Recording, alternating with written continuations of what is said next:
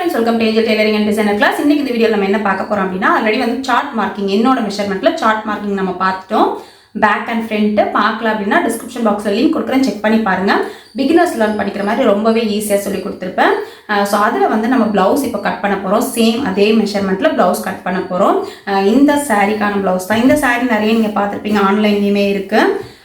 So இது பாத்தீங்கன்னா இதுக்கான ப்ளவுஸ் வந்து இந்த மெட்டீரியல் தான். பட் இதோட கலர் வந்து ஃபேட் ஆன மாதிரி இருக்கு. அதே மாதிரி நான் வந்து சின்னதாக ஒரு ஆரி போட்டேன்.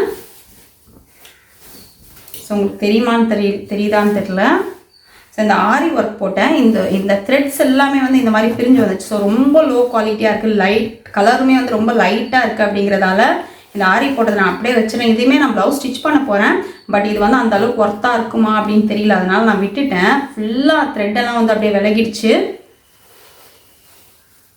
ஸோ ஜஸ்ட் வந்து பேக்கில் ஒரு 3 லைன் மட்டும் தான் போட்டிருக்கேன். சுகர் பீடு, அதுக்கப்புறம் 4mm பீடு, அதுக்கப்புறம் வந்து சுகர் பீட் போட்டு கம்ப்ளீட் பண்ணியிருக்கேன்.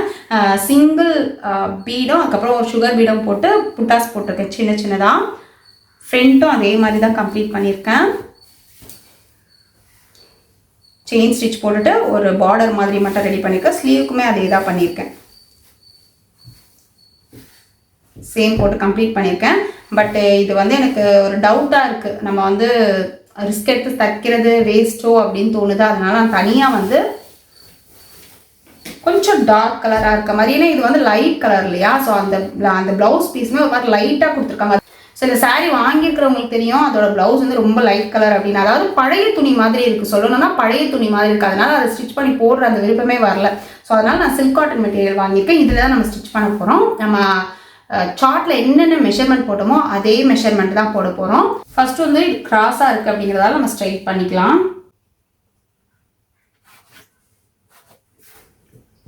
இப்போ வந்து கீழே ஒரு 1.5 இன்ச்சு மடிப்புக்காக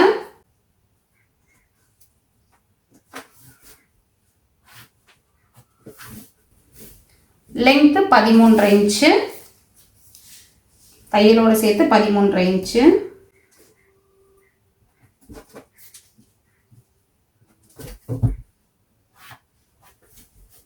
இப்போ இந்த அகலம் செஸ்ட் அகலம் நம்ம எல்லாமே வந்து சார்ட்ல மார்க் பண்ணது தான் போட போறோம்.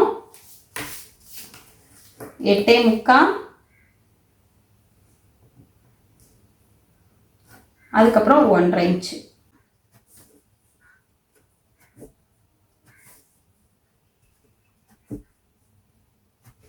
ஸோ இது வந்து ஸ்ட்ரைட் கட் போட போகிறோம் அப்படிங்கிறதால இந்த 8.75 அளவை அப்படியே வச்சுருக்கோம். நம்ம வந்து கிராஸ் கட் போட போகிறோம் அப்படின்னா கண்டிப்பாக இந்த அளவை நம்ம கம்மி பண்ணணும். அப்படி இல்லைனா கிராஸ் கட்டிங் ப்ளவுஸ் வந்து லூஸ் ஆகிடும். எந்த அளவுக்கு கம்மி பண்ணலாம் அப்படின்னா நம்மளோட ஒரிஜினல் செஸ்ட் இருக்கு இல்லையா, இப்போ 33/4 அப்படின்னு போட்டால் நமக்கு வந்து 8.25 வருதுல்ல, அந்த அளவு வச்சுட்டு அதுக்கப்புறம் 1.5 இன்ச் வச்சாலே போதும். நல்லா டைட்டாக ஃபிட்டிங்காக இருக்கும். இதே மெஷர்மெண்ட் வச்சு நீங்கள் கிராஸ் கட்டிங் போட்டிங்க அப்படின்னா கண்டிப்பாக வந்து ஃப்ரண்ட்டோட கப் எல்லாமே லூஸ் வந்துடும். ஸோ அதனால் கிராஸ் கட்டிங் பண்ண போகிறீங்க அப்படின்னா கண்டிப்பாக வந்து செஸ்ட் /4 போட்டுட்டு அதை வந்து மார்க் பண்ணிவிட்டு அதுக்கப்புறம் 1.5 இன்ச் தையலுக்கு கொடுத்துக்கோங்க. அப்போ தான் உங்களுக்கு அது கரெக்டாக இருக்கும்.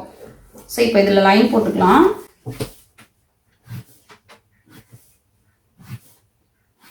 இப்போ ஷோல்டரோட வித்து 5.5 இன்ச்சு, ஆமோலோட இறக்கம் 6 இன்ச்சு. இது நம்ம செக் பண்ணிவிட்டு அதுக்கப்புறம் இதுலேயே மாற்றிக்கலாம்.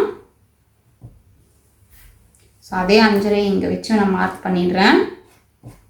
மெஷர்மெண்ட் மாறக்கூடாது அப்படிங்கிறதால தான் இத்தனை இடத்துல மார்க் பண்ணுறேன். நீங்கள் வந்து ஸ்ட்ரைட்டாக போடுறதுனா போட்டுக்கலாம்.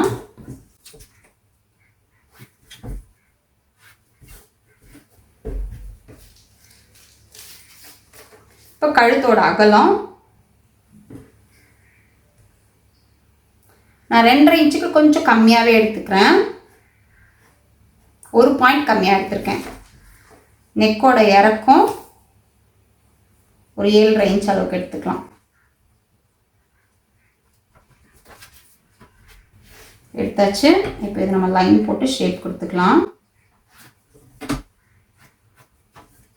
ஜஸ்ட் நான் வந்து சிம்பிளாக தான் ஸ்டிச் பண்ண போகிறேன். நெக்கில் வந்து சாரியோட கலரில் பைப்பிங் மட்டும் தான் கொடுக்க போகிறேன். மற்றபடி நம்ம இது எதுவுமே ஒர்க் பண்ண போகிறதில்ல. சிம்பிள் ப்ளவுஸாக தான் பண்ண போகிறோம். அதனால ஜஸ்ட் ரவுண்டே நான் போட்டுக்கிறேன். ஆமோல் போட்டுக்கலாம்.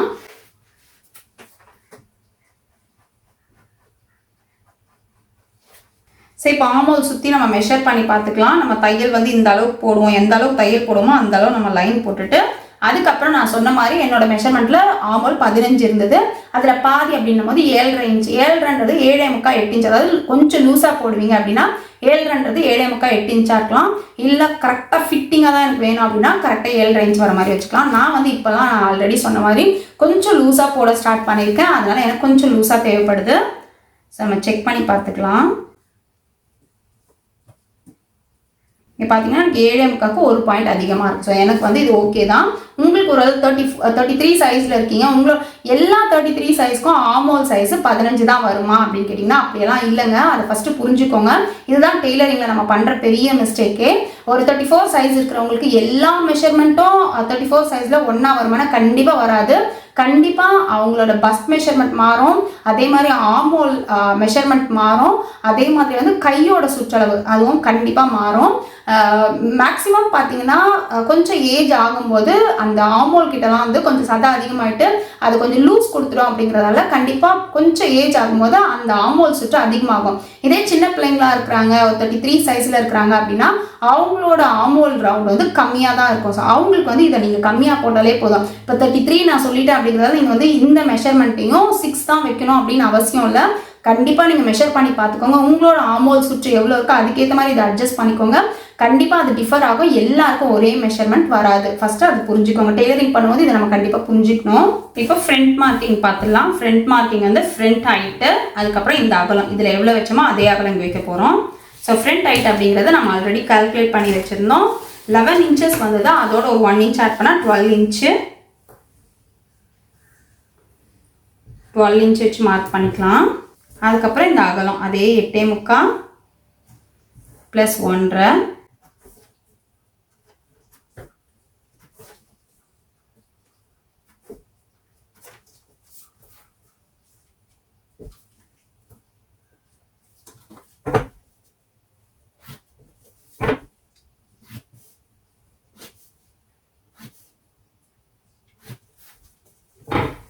இப்போ ஆமோல் இதில் எவ்வளோ வச்சோமோ அதே தான் 6 இன்ச்சு.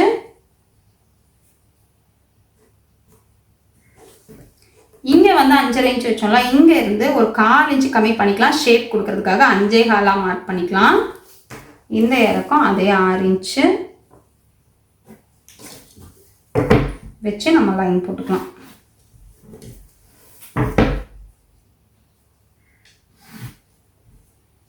ஸோ கொஞ்சம் கிராஸ் எடுத்துருக்கோம். நம்ம இப்போ நார்மலாக போடுற மாதிரி ஆமோல் ஷேப் போட்டாலே போதும், நமக்கு வந்து ஃப்ரண்ட் ஷேப் கரெக்டாக வந்துடும். ஸோ அவ்வளோதான். கொஞ்சம் வெளியே வந்திருக்கு, கொஞ்சம் மெஷர்மெண்ட் மாறி இருக்கும். இப்போது ஃப்ரண்ட் நெக்கோட டெப்த்து, ஃப்ரண்ட் நெக்கோட இறக்கம் ஒரு 6 இன்ச் அளவுக்கு நம்ம மார்க் பண்ணிக்கலாம். இப்போ பட்டிக்கான ஷேப் இதையுமே நான் வந்து நமக்கு அந்த சார்ட்லேயே நான் உங்களுக்கு காட்டியிருந்தேன் எப்படி எடுத்திருந்தோம் அப்படிங்கிறது. ஸோ இது வந்து 7.5 இன்ச் வருது. அந்த 7.5 மார்க்கிங் வந்து இந்த ஆமோல் கிட்ட வர மாதிரி வச்சு நமக்கு பட்டியோட அளவு குறைஞ்சது 2 இன்ச் இருக்கணும். 2 இன்ச்சுன்றது ரொம்ப சின்ன பட்டி தான். குறைஞ்சது 2 இன்ச் இருக்கணும். 2, 2.5, 3, 3, 4 பெரிய ஹைட்டாக இருக்கவங்களுக்கு பட்டியோட அளவு ரொம்பவே பெருசாக வரும். ஸோ இப்போ இதில் வந்து நான் ஒரு 2.25 அளவுக்கு எடுத்துக்கிறேன். சரி, 2.25 எடுத்தாச்சு. இப்போ இங்கே இருந்து இது எவ்வளோ இருக்குது அப்படின்னு பார்த்தோன்னா 1.25 விட ஒரு பாயிண்ட் அதிகமாக இருக்குது. அதே அளவு இங்கே நம்ம வச்சுக்கலாம். வச்சுட்டு இந்த ஷேப் நான் ஆல்ரெடி சொன்னேன் எப்படி நம்ம வந்து டக் பாயிண்ட் கண்டுபிடிக்கணும் அப்படிங்கிறதெல்லாம் சொல்லியிருக்கேன். ஸோ நீங்கள் அந்த சார்ட் பாருங்கள். நான் இதுலேயும் நான் எக்ஸ்பிளைன் பண்ணேன் அப்படின்னா ரொம்ப டைம் ஆகும். ஸோ அதனால் அதை செக் பண்ணி பார்த்துக்கோங்க. பார்த்தீங்கன்னா உங்களுக்கு கண்டிப்பாக புரியும்.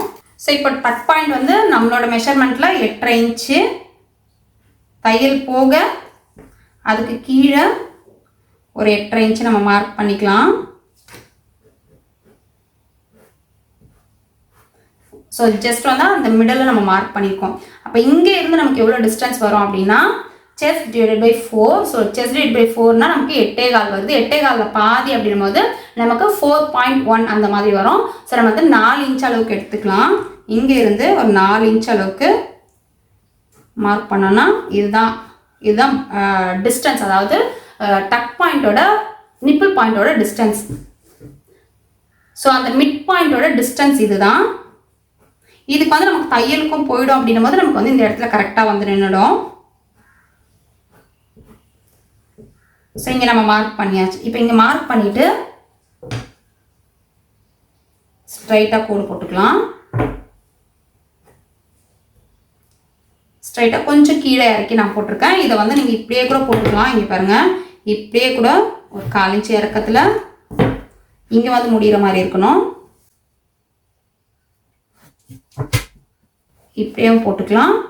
இதை வந்து லைட்டாக ஷேப் இது இந்த மாதிரி போட்டிங்க அப்படின்னா நமக்கு அந்த போர்ட் ஷேப் கரெக்டாக வராது. அதுக்காக தான் இந்த மாதிரி கோடு போட்டுட்டு லைட்டாக வந்து ஒரு வளைவு கொடுத்து எடுத்துகிட்டு போடுங்க. கொஞ்சம் வெளியே வரணும்.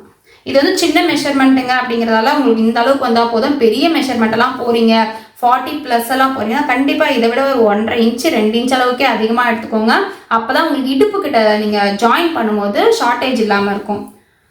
ஸோ இப்போ இதையும் போட்டாச்சு. இந்த மார்க்கிங் எல்லாமே நான் ஆல்ரெடி சொல்லியிருக்கேன். இந்த சைட்லேருந்து ஒரு 1.5 இன்ச்சு 33 சைஸ்க்கு வந்து 1.5 இன்ச்சு பிடிக்கணும் அப்படின்னு கூட அவசியம் இல்லை. 1.25 பிடிச்சாலே போதும். பட் நல்லா கொஞ்சம் டைட்டாக கப் ஷேப் நல்லா இருக்கணும் அப்படின்னு போடுறவங்களுக்கு நீங்கள் 1.5 இன்ச்சு பிடிக்கலாம். ஸோ இந்த பாயிண்ட் வரைக்கும் நம்ம வந்து இந்த ஷேப்பை எடுத்துகிட்டு வரக்கூடாது. இதுலேருந்து ஒரு 1/2 இன்ச்சு 3/4 இன்ச்சு 1 இன்ச் வரைக்கும் நம்ம இறக்கி வைக்கலாம்.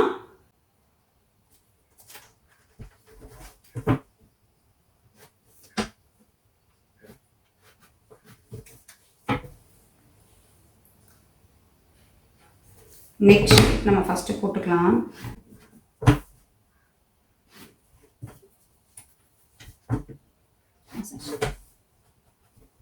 இந்த நெக் வந்து ஃப்ரண்ட் நெக் கொஞ்சம் வைடாக வேணும் அப்படின்னு நினச்சிங்கன்னா இந்த கீழே மட்டும் லைட்டாக கொஞ்சம் வெளியே எடுத்துகிட்டு போயிட்டீங்கன்னா உங்களுக்கு கரெக்டாக இருக்கும். இங்கே வந்து அகலமாக்கக்கூடாது. பட் இந்த இடத்துல மட்டும் இப்போ அந்த சாரீ கட்டும் போது அந்த இடத்துல வந்து நமக்கு கொஞ்சம் வைடாக தெரியும். ஸோ இவ்வளோ தான். இப்போ நம்ம நெக் சைடு வர டாட்டை அதையுமே நான் ஆல்ரெடி சொல்லியிருக்கேன். 4.5 இன்ச்சில் பாதி அப்படின்னா 2.25. ஸோ இங்கேருந்து இதை ஃபேஸ் பண்ண மாதிரி இருக்கணும். அதாவது இந்த இடத்துல வர மாதிரி இருக்கணும் மொத்தமாக. ஸோ இதோட மெஷர்மெண்ட் வந்து ஆல்ரெடி சொன்ன மாதிரி 1.5 1.25 2 2.25 அவ்வளோதான். அதுக்கு மேலே போகாது. ஸோ அப்புறம் இந்த சைட்லேருந்து ஒரு டாட் இதை ஃபேஸ் பண்ண மாதிரி வரணும். ஸோ 3 டாட் நம்ம போட்டாச்சு. இதோட அளவு வந்து ஒரு 3 இன்ச் அளவுக்கு இருந்தால் போதும். அவ்வளோதான் இருக்கும். பார்த்தீங்கன்னா கரெக்டாக 3 இன்ச் இருக்குது. இவ்வளோ தான். நம்ம வந்து பேக்கும் ஃப்ரண்ட்டை மார்க் பண்ணிடலாம். இது நம்ம ஸ்டிச் பண்ணிவிட்டு அந்த சாரீ வியர் பண்ணி நான் காட்டுறேன். உங்களுக்கு வந்து அந்த ஃபிட்டிங் எப்படி இருக்குது அப்படிங்கிறது தெரியும். ஸோ இதை வந்து கட் பண்ணிக்கலாம்.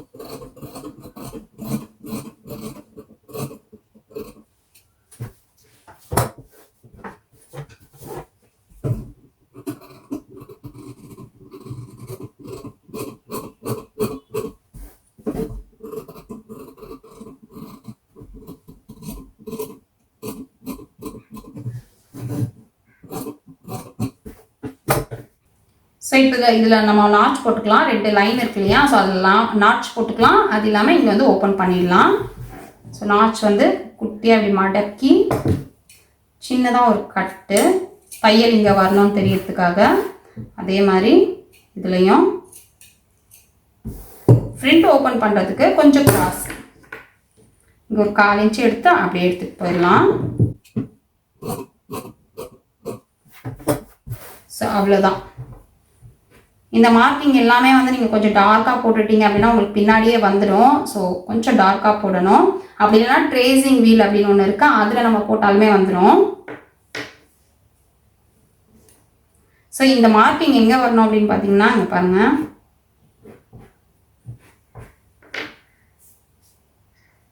சரி, ஓப்பன் பண்ணி நீங்கள் இந்த டைரெக்ஷன் எப்படி தட்டிட்டிங்கனாலும் உங்களுக்கு வந்துடும் கரெக்டாக. நான் எப்படி எடுத்து போட்டனோ அந்த மாதிரி எடுத்துக்கோங்க.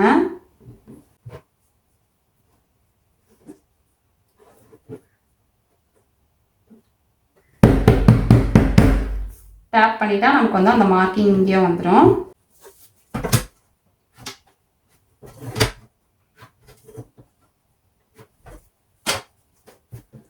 ஸோ அவ்வளோதான், 2 சைடும் நமக்கு மார்க்கிங் ரெடி ஆயிடுச்சு.